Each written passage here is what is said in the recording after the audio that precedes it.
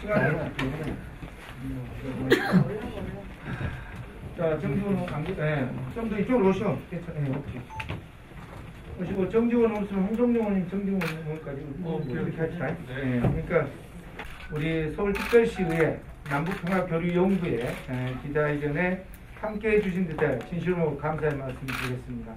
여러분 잘 알다시피 4.27 판문점 선언 이후 또 9.19 싱가포르 선언 이후에 남북관계가 경색되면서 그동안 한치 앞도 내다볼 수 없는 그런 상황이 되었지만 그럼에도 불구하고 우리는 끝까지 남북관계 개선이 돼야 된다고 생각을 하고 있고 또 이런 바탕에 우리 서울 시민을 대변하는 우리 서울시 의원들이 남북관계 개선에 조금이라도 도움이 될 수 있다고 한다면 그런 역할들을 마다하지 않겠다 이런 생각을 가지고 지금 우리 서울시 의원들 15분으로 해서 남북평화교류연구회가 활발하게 이렇게 활동을 하고 있습니다.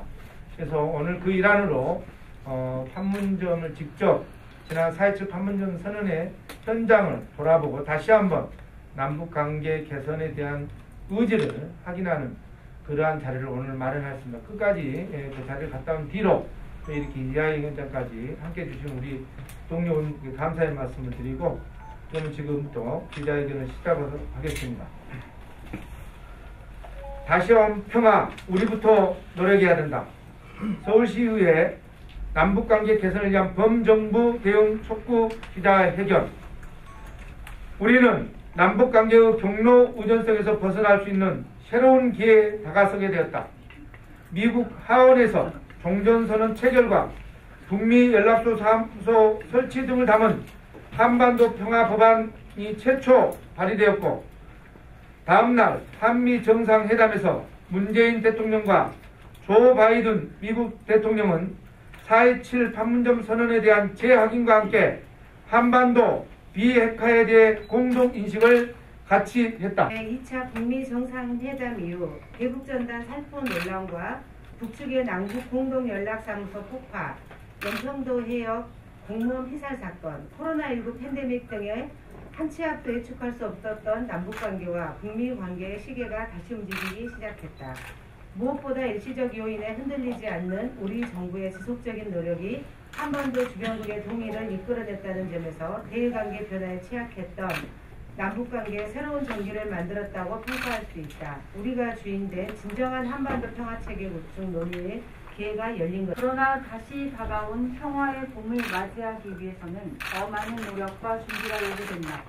봄이라는 계절은 시간이 지나면 돌아오지만 전쟁과 갈등의 상처를 치유할 평화의 봄은 우리 모두의 노력과 인내를 통해서만 맞이할 수 있기 때문이다.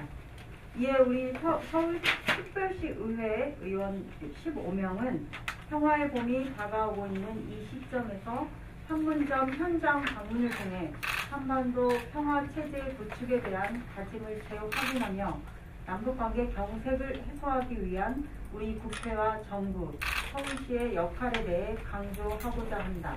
우선 지금까지 남북 정상회 합의를 비롯한 한반도 평화체제 조성 노력에 제도화가 절실하다. 우리 정부는 조속히 4.27 판문점 선언과 9.19 평양 공동선언의 비준 동의안을 국회에 제출하고 국회의 비준을 바탕으로 남북 교류 확대를 위한 제도 구축에 노력해야 한다. 구체적으로 남북관계 발전을 위해 대북전단 살포 문제, 금강산 관광과 개성공단 재개 등에 있어 다각적이고 진취적인 노력을 전개해야 한다.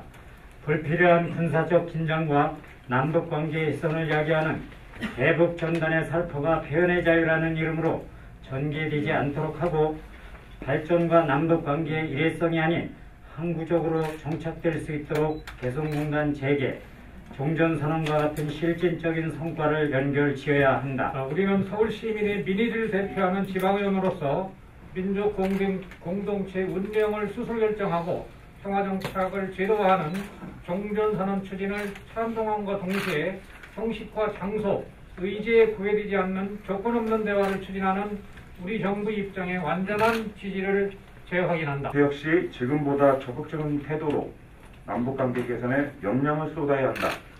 양경수 의원 등 65명의 국회의원이 대표 발의한 남북 화해와 평화를 위한 4.27 판문점 선언 비준 동의와 9.19 평양 공동선언 이행 촉구 결의안을 비롯해 산적한 남북 교류 협력 관련 안건 처리 및 법률 통제 조속히 나서야 한다. 특히 새로운 자치 분권 시대를 여는 지방자치법 개정 시행을 앞두고 지방정부가 남북관계 발전, 평화 통일 정책을 적극 전개할 수 있도록 제도를 개선해야 한다.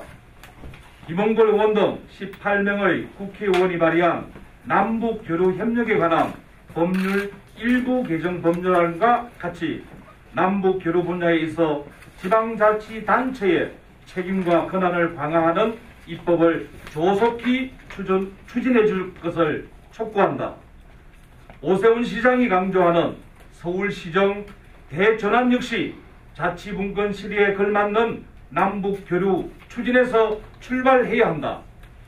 2032년 하계올림픽 우선 협상지가 호주 브리즈번으로 선정된 어려운 상황에도 올림픽 공동 개최 위한 협조를 이야기했듯 남북교류 협력 정책 전반에 있어 일관된 기조를 유지해 줄 것을 기대한다. 더불어 남북교류를 적극적으로 추진하는 인천, 강화 등과 협력하여 한강하류 공동이용 추진이나 비무장지대, 연계관광상품 개발 운영과 같은 지방정부 간 공동사업을 제안한다. 이제는 북한의 여건만을 기다릴 것이 아니라 효율적인 관계를 형성하기 위해 능동적인 태도와 정책이 요구될 때이다. 헌법은 평화적 통일을 우리 국민의 지향점이자 사명으로 정의하고 자유민주적 기본 질서에 입각한 평화적 통일 정책의 추진을 규정하고 있다. 이는 지방정부라고 하여 예외될 수 없다.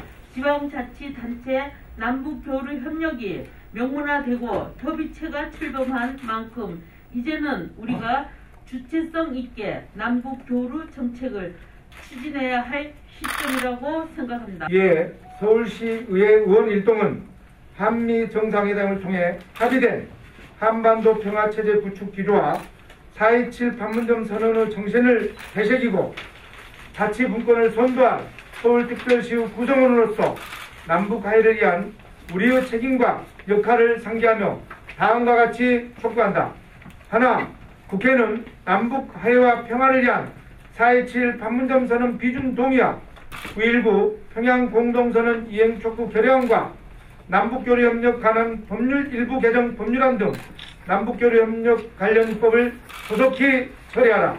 둘, 정부는 4.27 판문점 선언과 9.19 평양 공동선언 국회 비준을 위한 행정 절차를 조속히 이행하고 종전선언과 금강산 관광 개성공단 재개를 적극 추진하라.